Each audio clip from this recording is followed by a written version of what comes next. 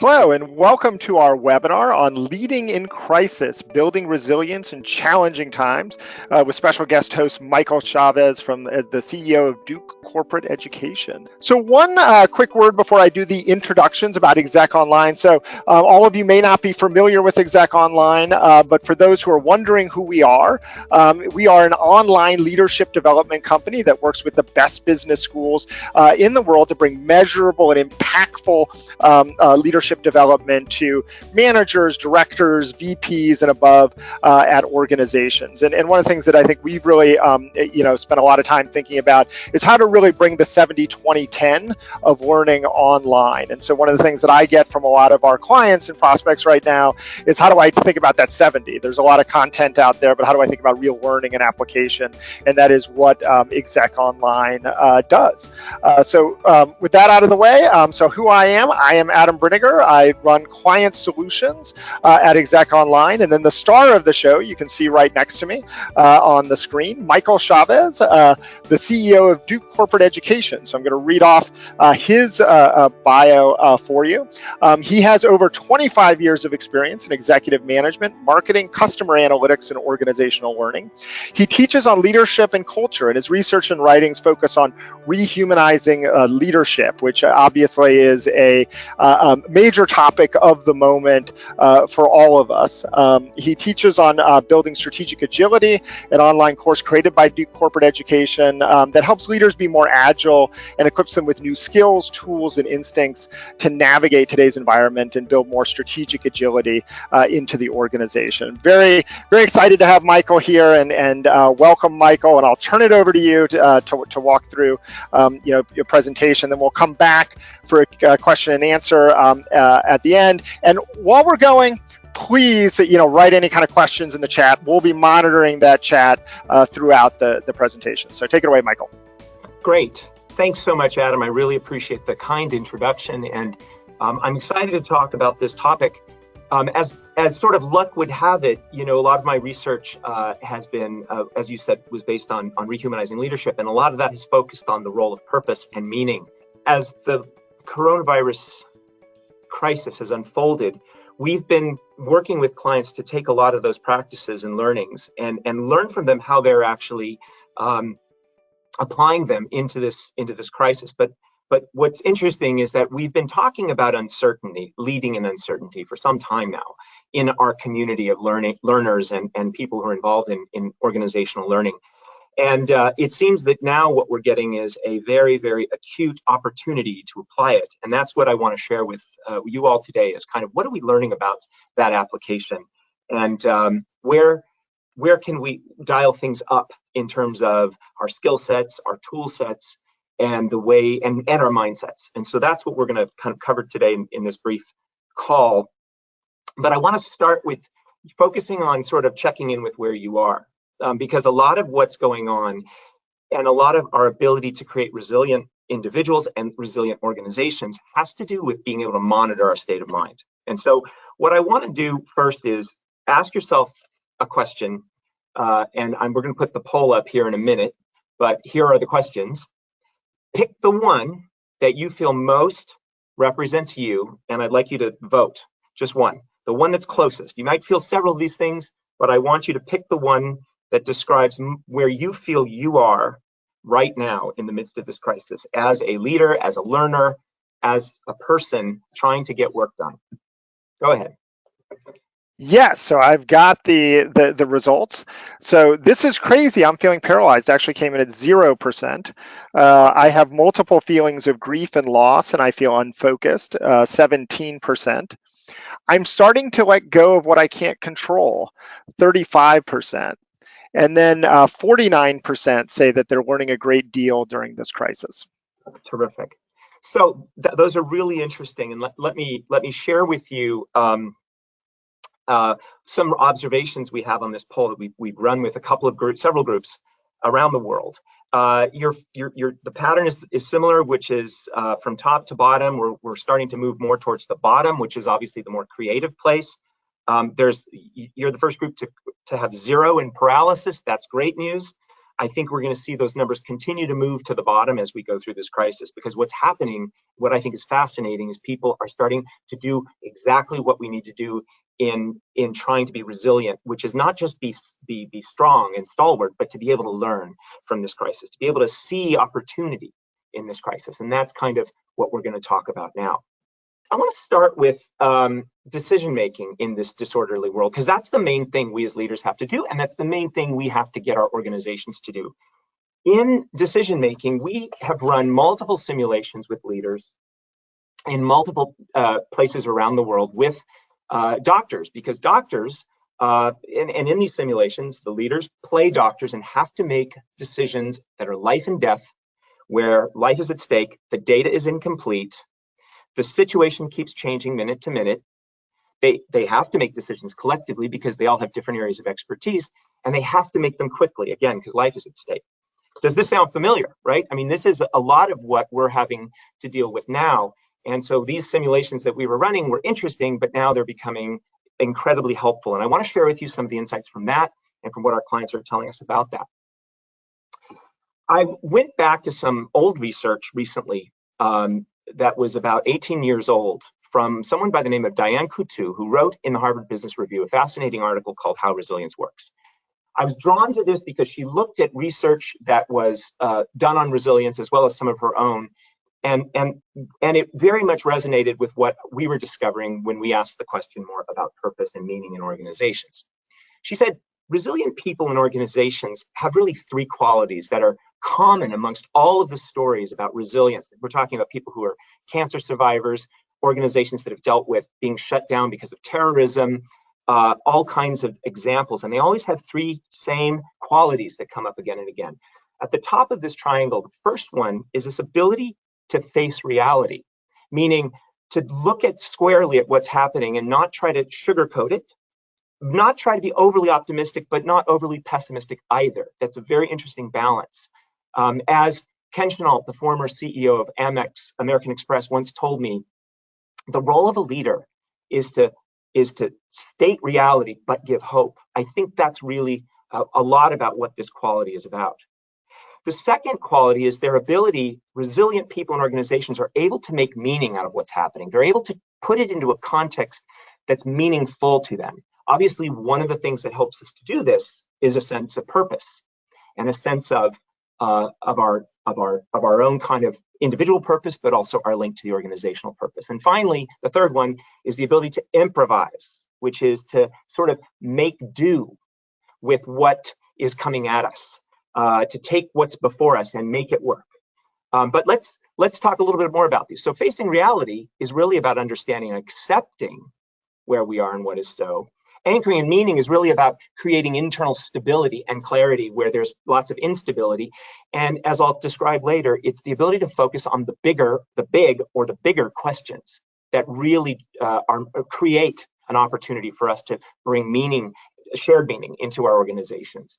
And finally, the ability to improvise, which is accelerating essentially learning and adaptation without worrying about what we don't have, just kind of going forward with it. I like to think of improvisation as almost the one quality that allows you to not get paralyzed. So you could face reality and have lots of meaning around it, but still not be able to move. Improvisation is that thing that gets the engine running. And I also want to come back to this word about resilience. Resilience is a good word. We're all worried about it. We're all worried about how we're going to survive through this crisis. But I prefer the kind of nomenclature of anti-fragility, which Nassim Taleb talks about. It's, I think, a better word than resilience because it refers to this ability not just to withstand the crisis, but to be able to learn from it, to be able to sort of do what you said you could do at 40% or 49%, which is to be able to learn from this crisis, to become something different as a result of having lived through it. That's more anti-fragile rather than just bouncing back and being the same as before. So with those in mind, I'm going to go through each of them in a bit more detail and talk about some tools that we can use to help us in each of them, okay? So the first one is facing reality, understanding and accepting where we are and sort of what is so about the world around us. David Snowden and Mary Boone several years ago, wrote a wonderful article in the Harvard Business Review called The Leader's Framework for Decision Making. And in it, they said the complexity of leadership is due to the fact that it's not just about having to live in an uncertain world, but the fact that we have multiple worlds coexisting at the same time that require very different approaches and very different skills. And we have to figure out where we are at any one point in time. That's reality. The first one at the bottom of this framework is the simple world, which is the world of the known knowns. We know a problem, we know the answer. And so if you're a leader and someone comes to you with a question, you know the answer, you've seen it, you've seen the problem before, and you know the answer. That's expertise driven. Complicated is the known unknowns. We know the problem, and we've probably seen it before, but we right now don't have the answer, but we know someone else does. This is because the world is more complicated and intricate, and we need some specialized expertise to bring to bear. If we jump over to the left-hand side, I want to go to the chaotic world, which I think we were in for a while, and we're sort of starting to move out of as a planet, and it varies somewhat country by country or even city by city. But essentially, this is the world of the unknowables, where we really don't know exactly what's happening. I mean, we're starting to learn, for example, now that some of the data we were looking at, thinking what we knew what was true about COVID is not true. For example, timing, when the first infections happened, how contagious it is, how many people are infected, all of those things indicate chaotic environments. Complex environments are closely related at the top. This is a world of unknown unknowns. We've never seen this before, so similar to what we're experiencing, and we don't yet have an answer, but we sort of can at least start to see patterns, and we're probably moving into a complex world now. And so the point of this is not to confuse complex and complicated. Because in a complicated world, things are relatively known or understood and linear. In a complex world, they're not. Or in a chaotic world, they're simply not. The right-hand side of this diagram, the simple and complicated world, is what we call the technical leadership world, or the ordered world, where cause and effect are known, there are right answers, expertise drives our decisions. The upper left ones, complex and chaotic, are what we call the adaptive world, which is where there's no immediate link between cause and effect, that's obvious to us. We have to move forward by looking at emerging patterns, and because it's all new. And our call to action is to be patient enough to understand those patterns, but not get paralyzed. That's a critical point here. And that's a very, very difficult kind of place to live. But that's what we're called to do. Now, let's talk about not getting paralyzed, because this brings us to the second rule of facing reality, which is balancing speed with risk. We have to be able to make sure that while we're facing reality, we develop a level of discomfort, a level of comfort with the discomfort that comes with not having all the data. And that's one of the things we learned in our doctor simulation, trying to get enough data to move forward. Now, Colin Powell called this the 70-40 rule. If you have less than 40% of the data that's obtainable to make a decision, you don't have enough data. But if you have 70 to 40% of it, you're in the right sort of zone for making a decision and moving forward. You should be able to make some decision with that much of the data. If you estimate that you want more data than 70, you're probably putting too much of an emphasis on risk and not enough emphasis on speed. And that's what we mean by balancing speed and risk. So what's the decision you can make with that uncomfortable level of data? This is another kind of task that we have, as leaders, have to get ready to do and to simulate, because it feels different than the way most of us work.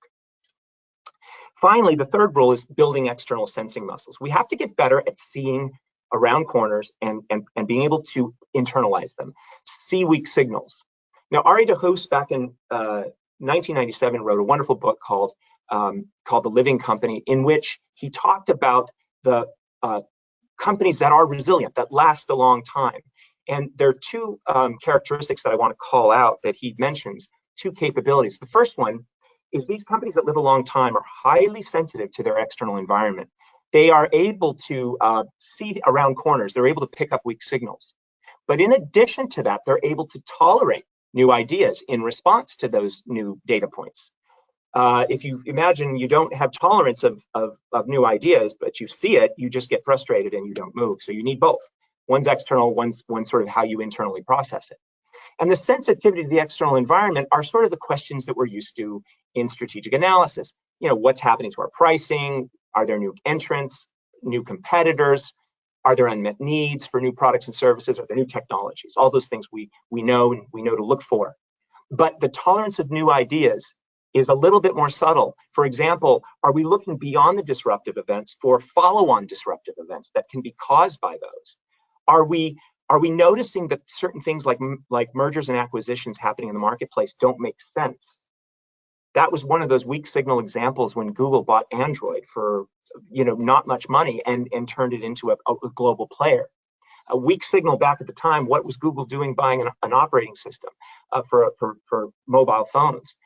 But it said a lot about what was about to take place.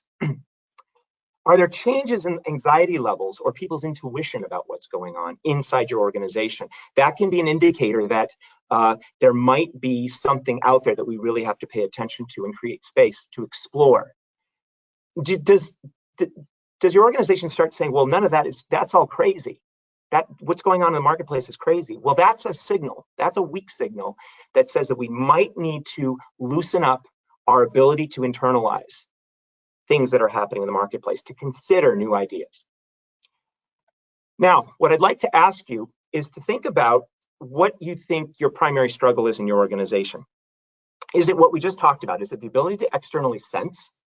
Or is it speed that we also talked about? Now, the third thing I want you to consider, which we haven't talked about, is your problem pivoting your business model? So is it actually turning that sensing and speed into something real that's adjacent to your business and is able to take advantage of the opportunities that this crisis is presenting? So I'm going to hand it over to Adam, and you can tell me what people are saying as far as these three are concerned. And I think the results are coming up right now. So we've got, for external sensing, 20%. For speed is 52%. And pivoting your business model is 28%.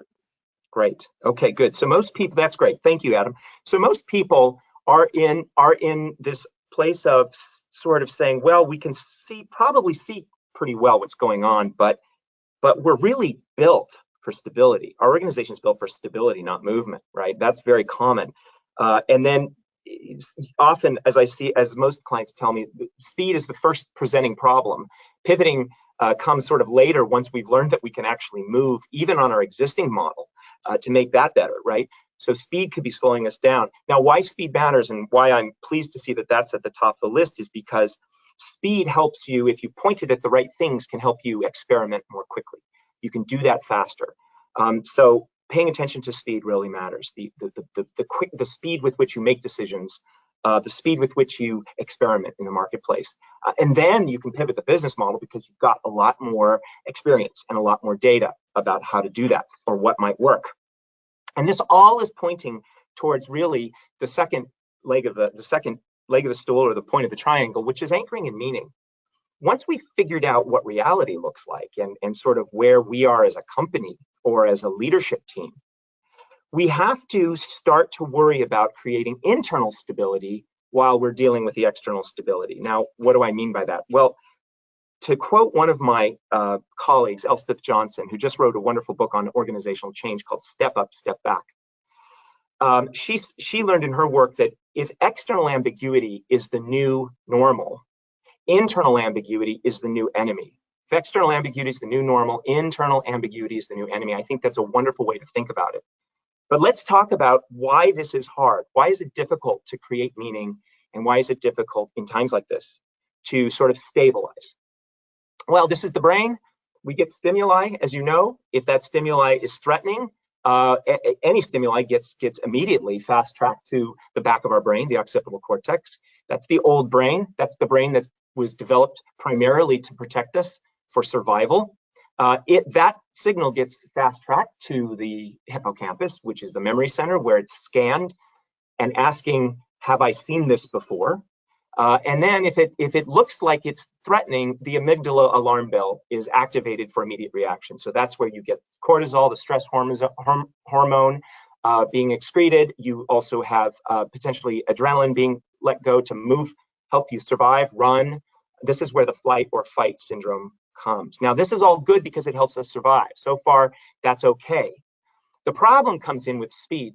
The signal is then slow tracked to our more developed brain, the prefrontal cortex, which is the brain that helps us think, that helps us problem solve, that helps us use logic.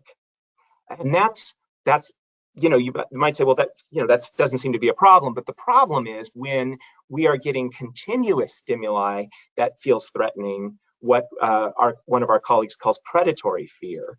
That's low grade, all the time, anxiety driving kinds of stress that disables our ability, our prefrontal cortex, to actually work, because it keeps the blood on the back of the brain, essentially.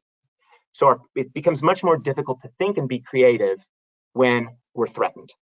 In other words, the very time when we need creativity to deal with big challenges that are new is the time when it's hardest to activate.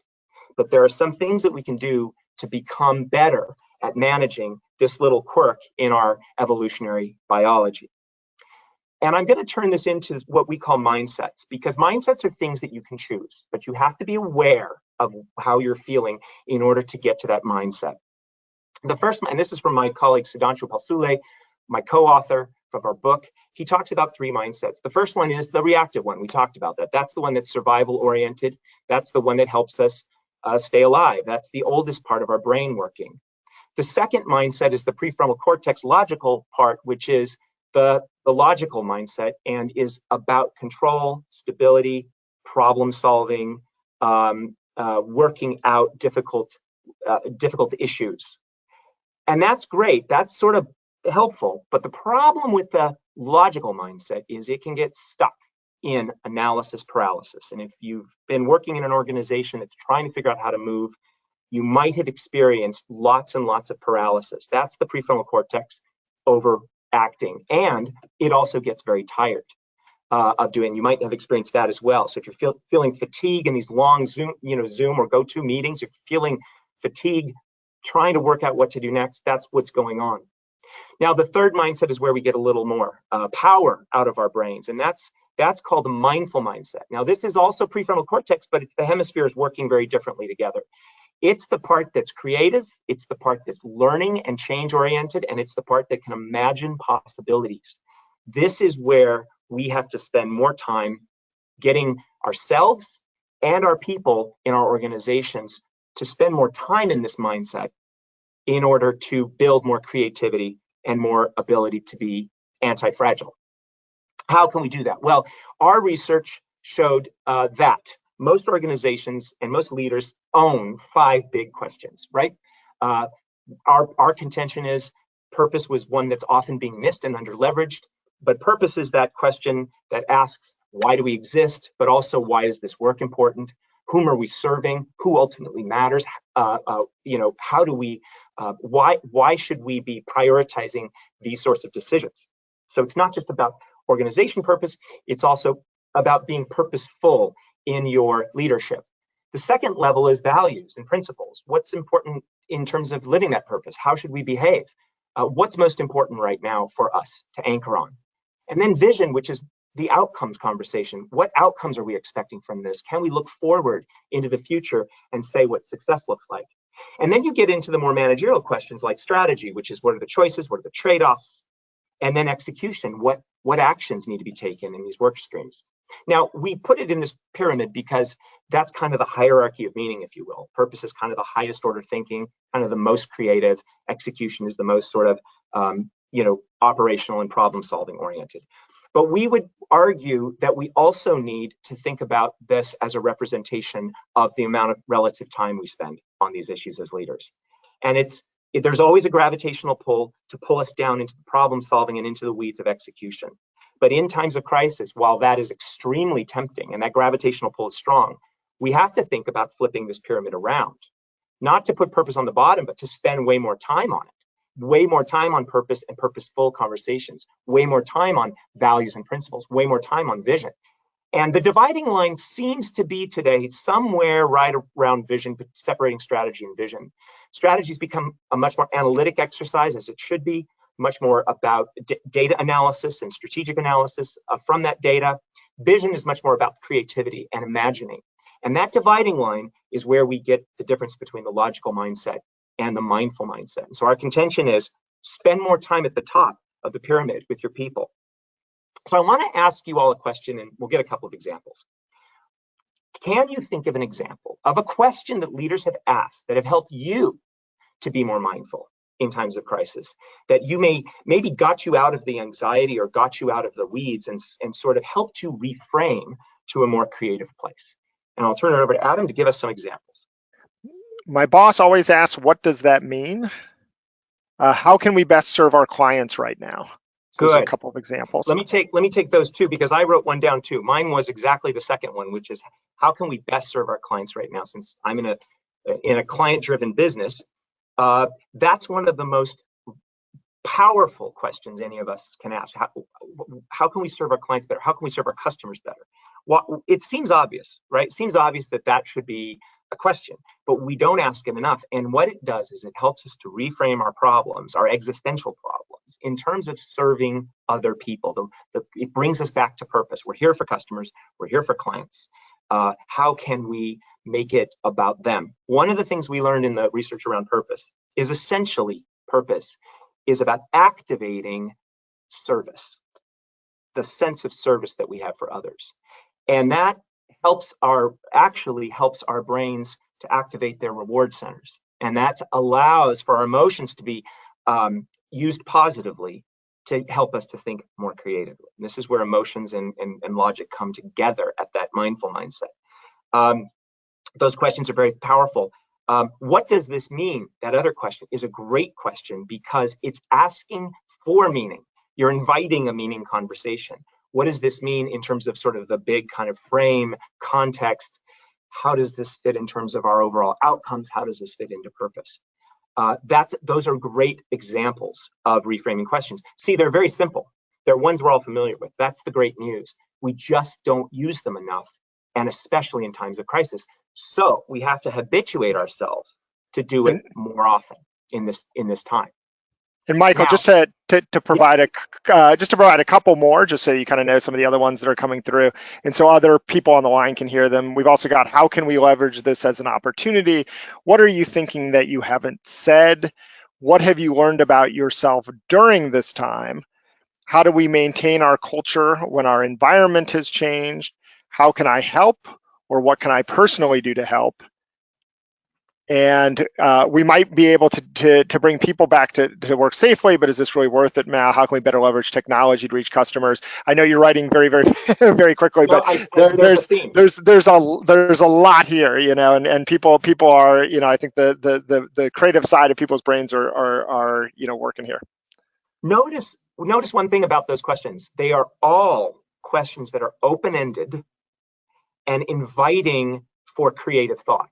They're inviting people to think about creative and adaptive behaviors. So it's asking for difference. I also love this question. What are we not seeing? Very powerful question in decision making, especially in complexity. What are we not seeing is asking us to be imaginative. It's asking us to be more in inference. It's asking us to be more qualitative. And it's asking us to be using what we call in the business, we call this, anthropologists and ethnographers call this abductive thinking, which is the thinking that helps us to imagine sort of what's really happening and or what could be as a result, as opposed to the more logical and linear mindset. I'm not saying logic and linearity isn't bad. It is bad. I'm saying it's good, but we overuse it in times of crisis. We have to remember to balance it. Simple world, the one with the right answers isn't going away. It's still there. We still have things we have to execute every day, but we have to be careful not to think that everything is an analysis. Some of it is, but much of it is now in a time of crisis about these kinds of questions, about imagining. What does this say about us? How did what did we learn? Very, very liberating questions in terms of the brain's ability to get into the creative mode. So those are outstanding examples. Thank you all so much for sharing them. This is where I'd love to learn from you. So thank you. But I want to put this into the context of people we're leading and the culture we're creating, because this really does matter. Those kinds of questions that you just gave as examples help us to get people to sort of settle their brains down and become calm in the midst of crisis. And that's because as leaders, we have 4 things that we can do when people are faced with anxiety. The first thing we can do is displace it onto others, like just make them more anxious. That doesn't help. We can also try to distract it by ignoring it, but that wouldn't be facing reality. This is, by the way, from the Resilient Leadership Group. Distracting it causes only more anxiety, lower grade long-term anxiety, because people know you're ignoring it. But then you can start to get more creative. You can dissolve it by calming it down. You can do that by asking some of these questions. What are we learning? How can we better serve our clients? What does this mean? And you can deploy it opportunistically. What can we do with technology to better serve our clients? Big creative questions. Opportunistically is where you really start to get into the sort of creative aspect. Thich Nhat Hanh, the famous Buddhist monk and writer, talked about this in terms of when he was commenting on the Vietnamese refugee crisis, the boat crisis. He said, when crowded Vietnamese refugee boats met with storms or pirates, if everyone panicked, all would be lost. But if even one person on the boat remained calm, it was enough. It showed the way for everyone to survive. This ability to get people into a creative mindset is very powerful and has a lot of leverage for us as leaders. And not just us as leaders, but also people in positions where we're being led. We can also do this as members of a team. It is a very frame shifting kind of and literally changes our brain chemistry by asking these kinds of questions. So if you draw a line between these two, the top 2 are the ones that probably don't help the anxiety part, and the bottom 2 are helping us to get more into that mindful mindset. Finally, I want to end with improvisation. What does that really mean? Well, improvisation comes from the Latin and the Italian word, old Italian word, meaning unforeseen, doing something with what's unforeseen. So it's us being able to make good with something we just didn't know before or had any expertise in. But it involves some disciplines and behaviors. It's not a free-for-all, we've learned. We work with improvisation actors who are now leadership consultants quite a bit with our clients. And we've learned that their disciplines can be adapted to the business world, to the leadership world, fairly simply, but it takes a lot of practice. And the role here is that what we're trying to do is move our organizations from handcuffs to guardrails. What do I mean by that? And this is what my colleague Lisa Bodell, who wrote a wonderful book called Kill the Company, often talks about in terms of innovation. Handcuffs is where we tell people exactly what to do operationally at every detailed sort of move. Now, in crisis, some of that is okay, but eventually you can't unleash creativity with that level of control. But you still need some control and directiveness and some non-negotiables in place. That's what I mean by guardrails. Wider boundaries on action. So this is saying things that are absolutely critical, outcomes we must reach, ways of behaving that we must adhere to, but not being detailed or too tight on the details. And that's going to vary from situation to situation. But one of the first things to do is ask yourself, am I putting guardrails in place, or are they handcuffs? And what we want over time is guardrails, because it creates just enough discipline to allow for freedom of action. And in the improvisation world, the guardrails, one of the main guardrails is this phrase, yes and. You may have had experience with this. Yes and says, yes, I am going to take what's coming at me. I'm not going to argue with it. I'm not going to try to pretend it doesn't exist.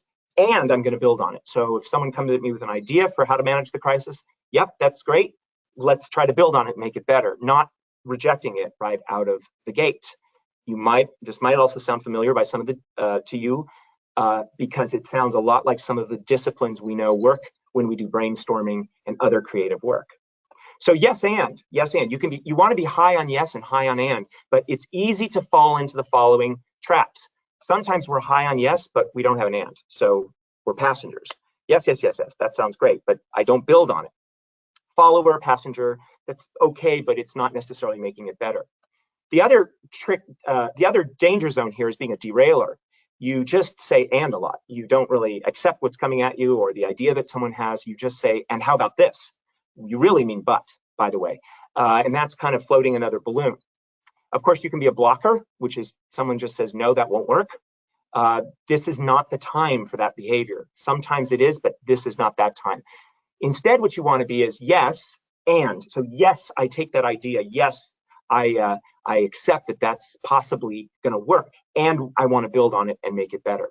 That discipline, that behavior is where we get true collaboration, and that's where the true collective creativity comes from. So I have an example of this that came out when I did a webinar, global webinar, about 4 or 5 weeks ago. And it was already maybe a week old. So early on in March, we saw an example of a hotel in downtown Johannesburg called the Capitol in Sandton, not far from our office in Johannesburg. And we noticed that their website had completely changed. You may have seen this. It's called the Capitol Hotel.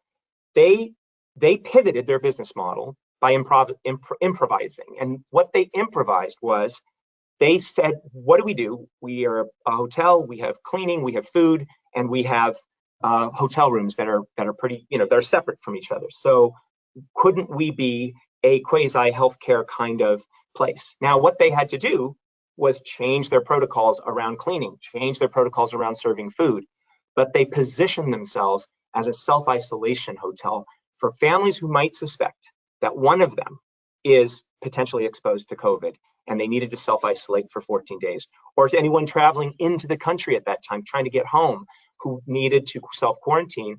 And this is important if you live in a crowded home. Now, this isn't for everyone, obviously, but it was one of those great examples of how improvisation can really, this anti-paralysis, saying yes and to this can really help. You can imagine there were people on the team saying, that won't work.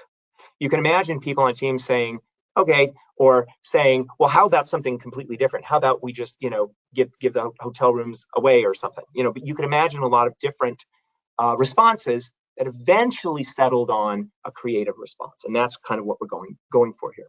So the summary here from improvisation is just a few other rules that I want to share with you, a few other guardrails. The first one is to sort of be open. Let go of your agenda when you're in this mode. Consider that others are saying things that could be of value, even if they're not entirely thought through. Hyper include by calling in diverse voices. We know there's lots of research on this. We know that hyper inclusion, which is asking, including deliberately people who you may not normally hear from, is critical at times like this. Attend to others by listening to receive, not listening to argue, but listening to receive. Build on what you receive, always, always, always. Take what you're getting and try to make it better rather than to say no to it. Eliminate the word wrong from your vocabulary when you're in this mode of trying to be creative in the midst of crisis. Focus outward, make others great. I think this question about clients, how can we help our clients in a time like this, is a great frame shift to build creativity. And also to focus on making your collaborators inside your company great as well, because you can all learn from this. And that drives more empathy, by the way, and more empathy drives more creativity. Stay in motion, don't stop. If something doesn't work, move on to the next thing, because you've got to learn fast. Stay in motion, learn fast. So those are my top 7 on how to really improvise well. You'll see that some of these are very close to what improv actors do on a daily basis. They're also very overlapping with what we know from creative brainstorming from people like IDEO.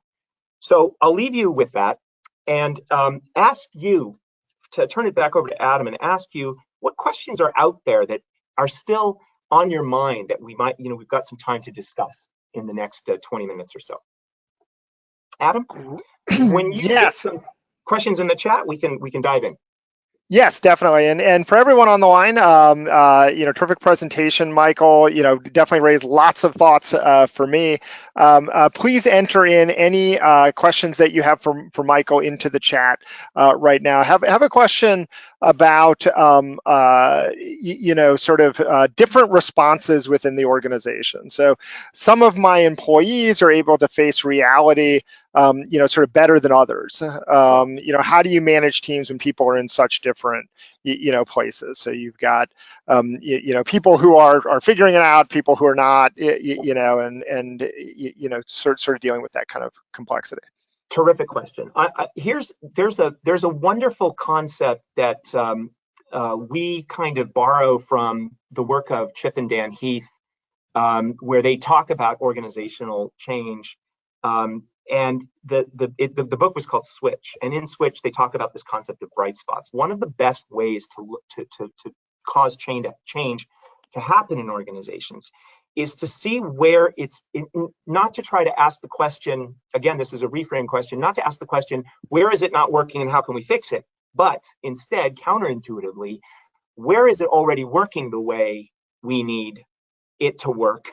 And how can we highlight that? Because that's a local solution that's easily transferable. So in this example, I would elevate the teams that are getting the reality part right and get visibility on them, because the other teams can learn more from that quicker, the research shows, than trying to come up with sort of directives on how the teams that aren't doing it should be working. You can tell them till you're blue in the face, but until they see it locally, they may not figure it out. The problem isn't that they don't know that they have to do it. The problem is that they don't yet see a way for that team to work, and there could be dynamic issues that make it difficult. So if they can see one in its dynamic nature working, the odds are much higher that it's transferred to the other teams. So highlight those teams. Yeah, I really like that point. You can't just say it. They have to kind of see it. So question from Larnice. What ways can we help leaders move into a higher level mindset? Sort of any specific examples, actions to help leaders move to mindset. I mean, we were just talking about showing a moment ago, but I think people are if I'm kind of getting the drift here, they're looking for like, well, how do we actually get people, to change? Well, one of the sort of the broadest answer I can give to that is, we found many examples of companies around the world that we talked to in writing the book, Rehumanizing Leadership. And by the way, we called it Rehumanizing Leadership because this is a very human thing to do, to be creative. And we've dehumanized business to a large extent. So what the work we're all doing now is we're trying to rehumanize it, which is bring the humanity back, bring the creativity back, bring the collaboration, which is naturally what we do back, and bring meaning back, which is what we are natural and good at doing as humans. We are meaning makers. We are storytellers. So one of the most interesting things that positive things a leader can do is to think on 3 levels.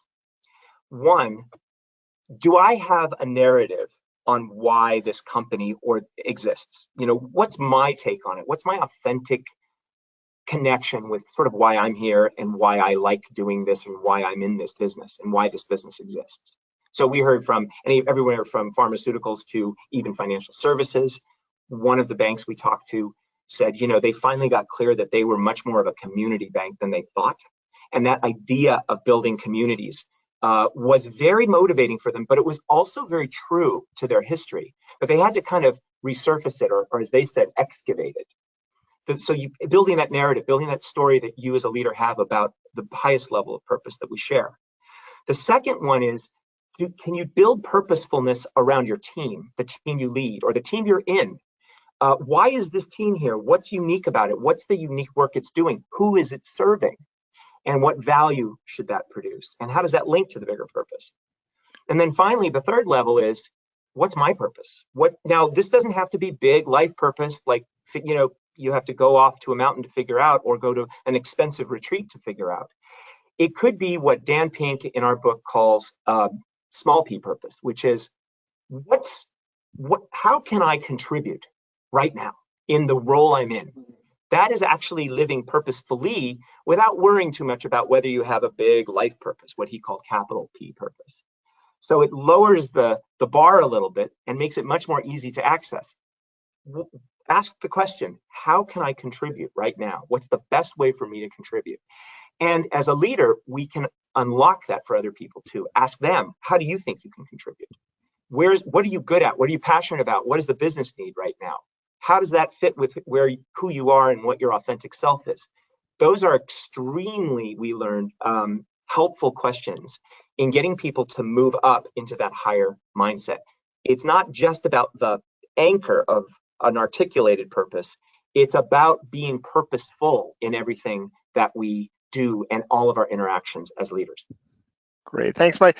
I got a lot more questions coming in, which is great, and keep bringing them in. So a lot of questions around just sort of how complicated some of this can get to kind of execute within an organization. So Paula was asking, how can leaders create guardrails when their own bosses tend to create handcuffs? Yeah. So how did middle management, create more freedom and creativity when the top leadership tends, toward handcuffs?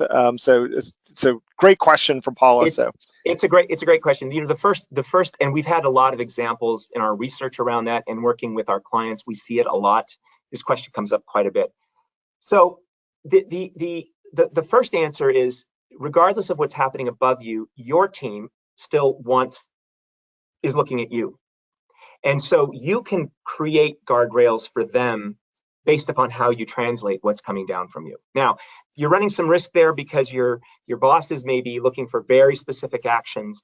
But what we've also found is that when we go back to our bosses and ask the same kind of questions that we wish they would ask us, like what's really important right now, what are the critical things that we have to pay attention to, who do we have to serve, how can we serve our clients better, that the bosses find that very creative as well. It's not just an authority structure. Even though we show that as a pyramid, that doesn't necessarily mean that the higher order questions only belong to people who are hierarchically at the top. In fact, every one of us who is leading, and that includes everyone today, because we need everyone to lead at some point, especially when you're in a collaborative environment, the ability to kind of frame questions that get people into that more mindful mindset can still shift that conversation hierarchically we see. Now, I'll give you an example. The former managing director of Roche India, Laura Becerra, who's we interviewed for the book, sort of said to her team, I want to get this team kind of rolling, and we need to interpret our purpose for India. It's very different trying to sell pharmaceuticals in India. And by the way, we want to make this more about India, not just about other markets, which are different. And her team came back to her and said, what is the best use of you as a managing director in this new purpose? And she came back and said, I think maybe I need to consider my job differently. And they said, you're right. And they got her to imagine that her job really was chief purpose officer.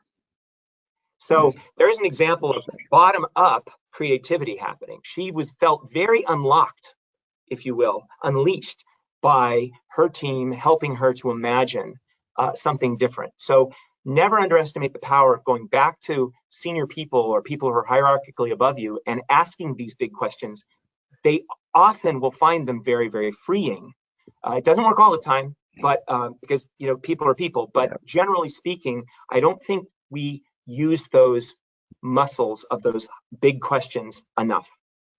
Yeah, that's a great set of ideas there, Michael. Another question from Wendy around how trauma might influence creativity, and sort of any guidance for appropriate sort of leadership responses.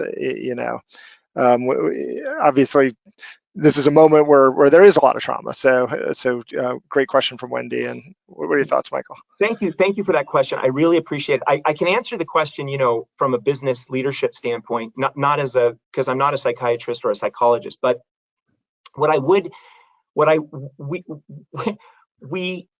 were in the middle of writing the book and finishing our research right when the terrorist event happened in New Zealand. And the Prime Minister of New Zealand demonstrated in that example of trauma, national trauma, an amazing amount of empathy. So the short answer to the question is you find the empathetic place to lead from at that point, without worrying about solving for the problem. And she, went right out to, if you remember, a mosque had been, lots of people died. There was a shooting at a mosque in New Zealand, and what she did is she went immediately to the Muslim community and said, this happened to all of us, to all of New Zealanders. That level of empathy, that level of humanity is the powerful place. And all of the examples I've given you about what it takes to be resilient all come from a rehumanizing of our mindset, which means go right back to empathy. Now, what's interesting about it is this does take practice. It's some of us are very natural at it, but we all can do it, and sometimes it does take practice. Why? Well, because frankly, power in organizations diminishes our empathy. So the more hierarchical power we get, the harder it is to be empathetic. We know that from brain science, and we write about that in the book. So the most important thing is to recognize it does take practice. You have to push against some strong forces to get to that empathetic place. But I'd encourage anyone to read that story and just Google it, or you could read about it in our book, but read the story of the Prime Minister Ardern of New Zealand as a great example of what leadership looks like in trauma. And I think it's highly transferable to an organizational context.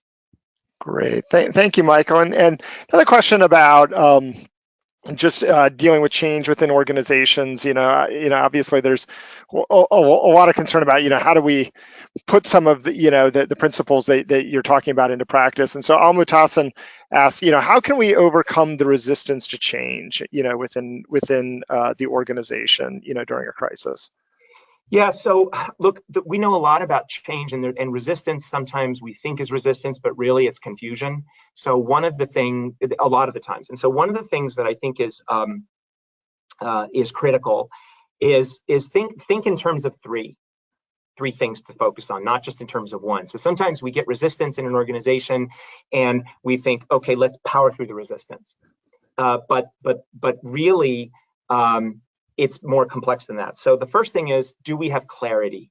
Have we given enough clarity as to why we need to change and what success might look like? But the why behind the change really matters. And what we found in most change initiatives, and my colleague Elspeth Johnson found in her research, is that clarity was often missing.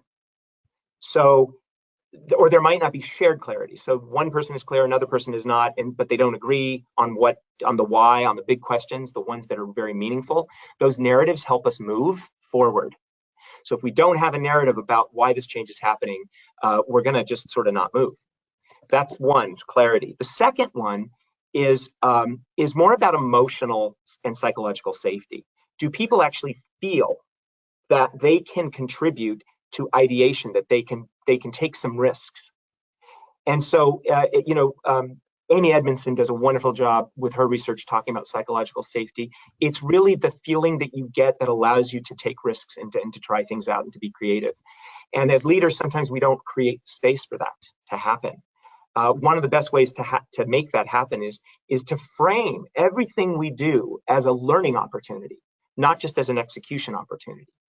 So, second thing is the emotional side. So you got the mental clarity side, but you got the emotional side as well, and that psychological safety.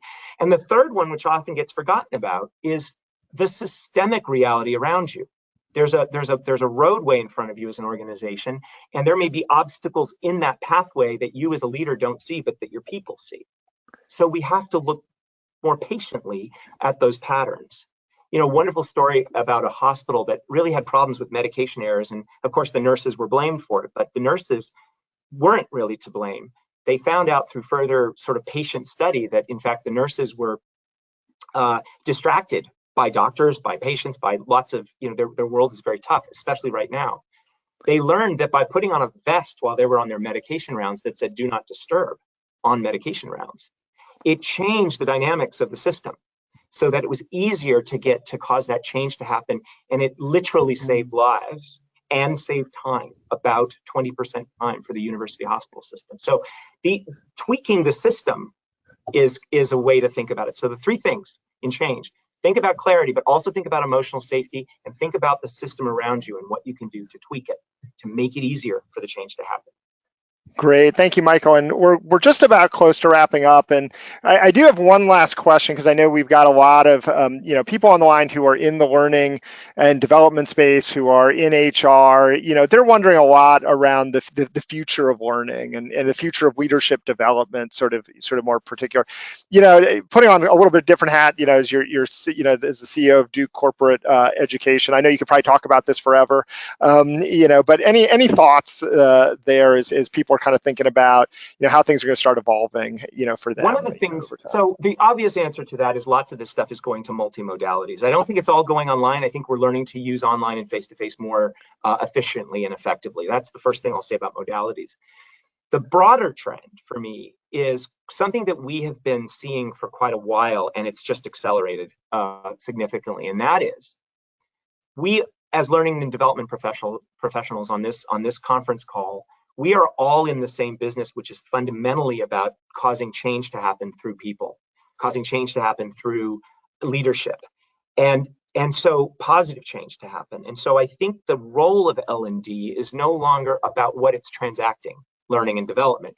It's a bigger outcome that we're after, which is human-centered change. And I think that is the bigger piece that, we've been saying for quite a few years, but now, frankly, we're feeling it from our clients, and we're finally feeling that we're in sync with what the market is needing, which is not just for learning to happen, but for real change to happen, with learning as a great vehicle to get at mindset and behavior change.